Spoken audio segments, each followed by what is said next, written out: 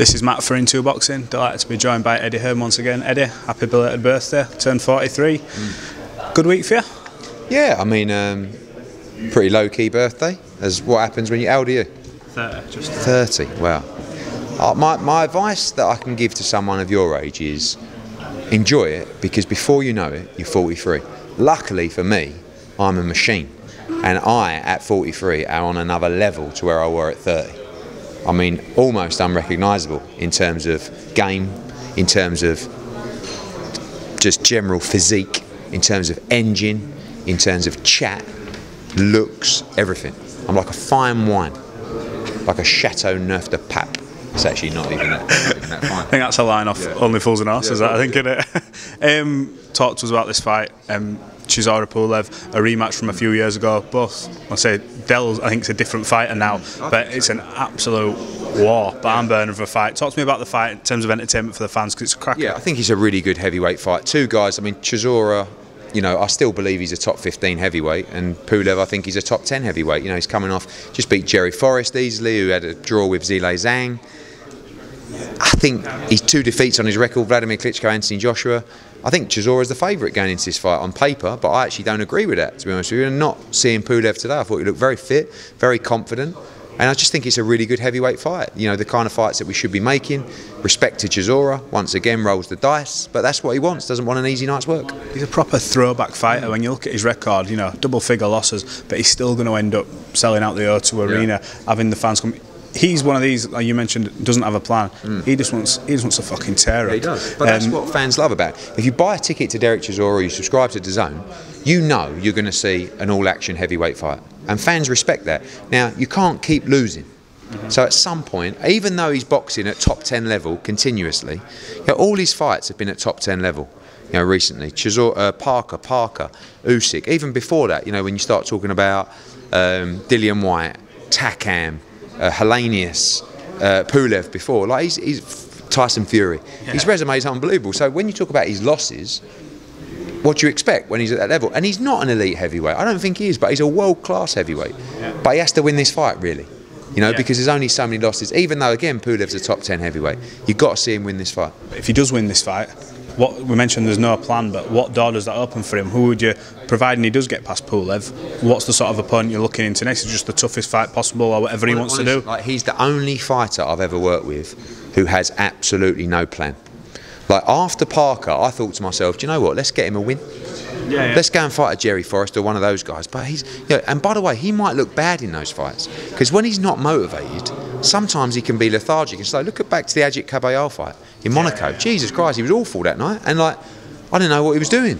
Stick him in the O2 with a big crowd and get him riled up, and you're going to see the best of him. So good luck to him. What have we got in terms of an undercard? You mentioned like Fabio Wardley and stuff like that. What have we got? So you have Madrimov against Soro, final eliminator for the WBA title. It's a rematch of a really good fight in Uzbekistan. Felix Cash will be in a big fight on the card. Ramla Ali. It looks like Fabio Wardley on the card as well. We're deciding Kevin Agyarko, Jordan Thompson, Solomon Dakers will be back on the card as well. So looking for a big card July 9th. And it's 4 weeks Saturday, so, you know, we had Adam Kanaki pull out the fight. Pulev jumped straight in 5 weeks out, fair play to him. So get yourself down there. Absolutely, it's coming around quick. Saw you speak on TalkSport earlier, Anthony Joshua fight, said the deal's done, the paperwork, everything's signed. Obviously, the big question is about what he's going to do, because there's a lot of rumbling saying he signed with DAZN, it's not with Sky. I remember speaking to Adam Smith about 2 weeks ago, and he said he was 99% sure he would stay with Sky. So I'm not sure what you can say, but where are we at with everything? Does it look like he's staking a claim with you guys now? You know, there's 2 different announcements that will take place. There's obviously the fight announcement, which, you know, has its own place, and then following that, at some point, the broadcast announcement of Anthony Joshua. As we know, he's a broadcast free agent after the first Usyk fight. Everybody's been clambering to sign him. Sky want to keep him, DAZN want to get him, other platforms as well. We won't make an announcement until after the Usyk fight's announced, but his decision is made, and you know, and it's been a long decision, but one that he feels has made the right decision, the best decision for his career, the best opportunity for his career with the best platform, and that will be announced in due course. Devin Haney went to Australia. His dad actually managed to get there. Now, when we were speaking, I don't think he was there yet, but he got all the belts. How pleased are you for someone who has promoted him? You took him on at the start, threw a lot of money at him in his career, and he's gone and he has delivered, albeit on another platform. But you must be pleased. Yeah, proud of him. You know, gutted that we couldn't be there, celebrating, jumping around. We always had that dream together. But I understand the game and what he needed to do to get that fight done. He did it.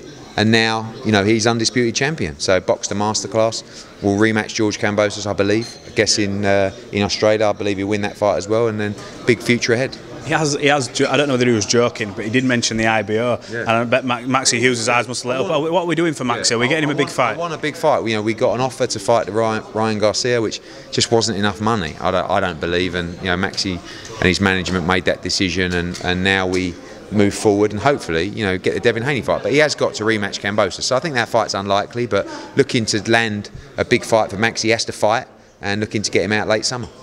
What are the names if it's not going to be a Ryan Garcia or Devin Haney that you're looking for Maxie, because he wants that? Galahad wants the fight, you know, but at the end of the day, Maxie wants one of the biggest names out there. So, but if we can't get that fight, we need to revert to other options. Kid Galahad's talking about moving up to lightweight. It's a big fight for Yorkshire, but again, probably not the fight that Maxie Hughes is looking at in terms of Devin Haney and Ryan Garcia, so we'll have to see. Lee Wood, things have gone a little bit quiet on that side of things. I know. Yesterday, yeah. Brilliant. So we spoke yesterday because we're waiting for a decision from the WBA in terms of the split for the purse bid, which is taking quite a long time. Yeah. I don't think Santa Cruz wants that fight personally, and I think he'd rather have an interim fight, which is something we might have to look at. But I'm looking to get him out end of August, early September, and we had a call yesterday and looking to make a decision on that. You know, all these August, September, October dates are coming thick and fast, and we're planning that schedule now. So when you look at obviously the fight with Mick Conlon, it was an epic fight. He's back out in August. Yeah. Are you going to be trying to at some point, whether it's next or the ones after, are you going to be trying to make that rematch? Because that was an incredible fight to see live. Yeah, I think you know, when you win a fight like that, you always want to move on and see what else is out there. That fight will always be a huge fight, which we can try and make. Conlon's fighting in August, and who knows what will happen in the future. I saw Don King's interview, and he mentioned how, I know you've said it, but that, you know, you brought a fighter over here and he sort of advised you to, you know, not do, and he says he'd have sacrificed Trevor Bryan, who's fighting this weekend. I saw them comments and thought, well, don't bode well for this weekend if you wanted to sacrifice. So what do you make of that comment? Do you look at that and think, well, I'm trying to make the best fights possible, or do you think maybe I was naive? You know, Oscar says, oh, Canelo shouldn't have fought Bivol. Don King says AJ shouldn't have fought Andy Ruiz. But what they're saying is they should have taken easier fights. Yeah. Like, fighters make their own decisions. I want to see fighters in good fights because that's the product that I'm selling to people. Yeah. If I make a shit fight, I'm not going to be very popular and the fans aren't going to watch. And by the way, those fighters don't want shit fights. They want to chase legacy. They want to fight world-class opposition. So I don't like it when people say, I should have taken an easier fight. Why? Yeah. That's everything that we don't like in boxing.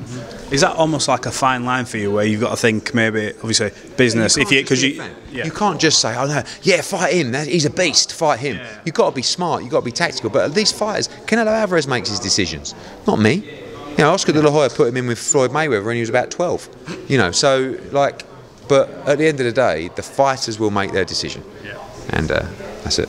Dillian Whyte, things have seemed to have gone a bit quiet from him. I think Dean. No, I mean in terms of his future, more because obviously he's had that relationship with you, where he had the fight-by-fight deal. Have you reached out to him and sort of said, look, let's get back on it? To Dillian yesterday and his team. They want to put me to put some thoughts down about opponents, etc., as I'm sure many others will as well, and hopefully he can end his career with us. You know, we had a great relationship, and I say end his career because he's still got many fights ahead, but that final phase of the career, we're getting back to winning ways and deliver for him as we always have done. As daft as it sounds, if Chisora does a job here, we could see that sells out in a minute. For sure. Chisora against Dillian Whyte will always be a massive fight. Now, Dillian will be looking at the likes of AJ and people like that, but I don't know, you know, we'll see. Let's get July 9th out of the way first. Finally, from me, I was going through Sky Bet the other day and saw potential fights for the end of 22, and your name popped up.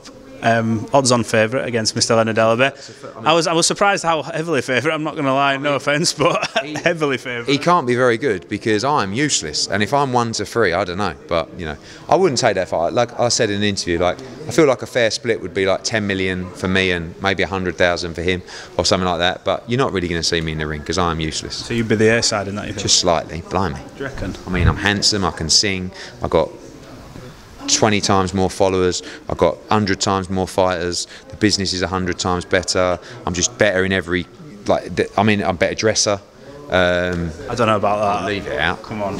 He's got some rascals. Oh, listen, I like Leonard's style, but he's out there. I don't know. I think he might trump you on that. Eddie, thanks for talking to Into Boxing. We'll catch up again.